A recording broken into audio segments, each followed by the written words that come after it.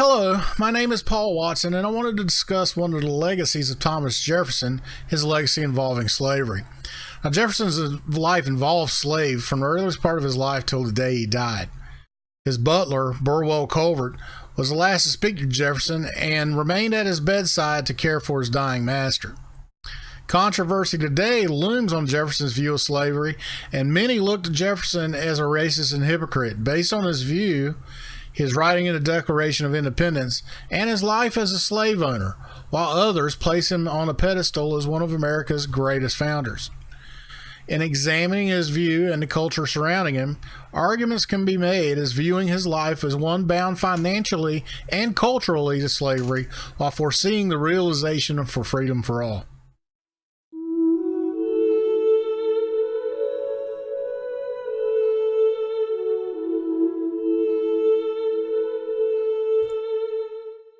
Now, Thomas Jefferson owned a 5,000-acre plantation that many know as Monticello. On Monticello, an estimated 130 slaves worked and tended to the property, the cash crops, and manufactured goods on the property, such as nails that were made. During that time, he also consistently opposed slavery and introduced legislations and attempts to place restrictions on slavery. For instance, Thomas Jefferson introduced legislation to prohibit the importation of slaves in 1778 and an ordinance in 1784 to ban slavery in Northwest Territories. He proposed a limitation of cash crops such as tobacco, which relied heavily on slave labor, in favor of crops that required little to no slave labor, such as sugarcane.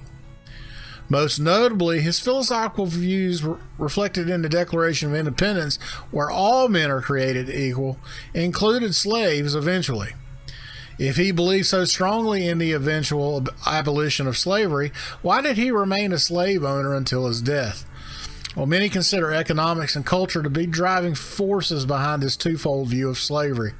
Ingrained in colonial society, slavery helped drive the economy while plantation owners reaped the financial benefits.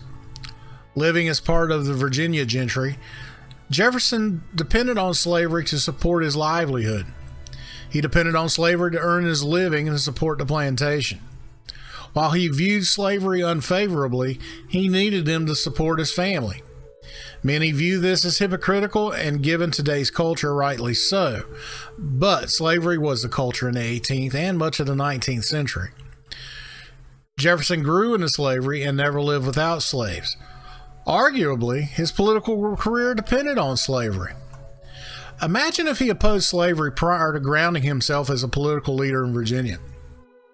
Consider the culture at the time and how that culture would have looked at him unfavorably, much like dissenters who preached against slavery and were persecuted extremely in Virginia during the latter part of the Great Awakening. Thankfully, history shows that he fought on the slaves' behalf to work toward abolition once established as one of America's greatest leaders. While today's society looks at slavery unfavorably, it needs to consider the culture surrounding Jefferson in the 18th and 19th century and the effect on America's economy should abolition have taken place during such a fragile time in her history. His work following America's independence paved the way for emancipation during the Civil War and the progressive equality of African Americans. His legacy lives in the freedom shared by all Americans, and for that, America should be grateful. Thank you very much. I appreciate you taking the time to watch this video. God bless.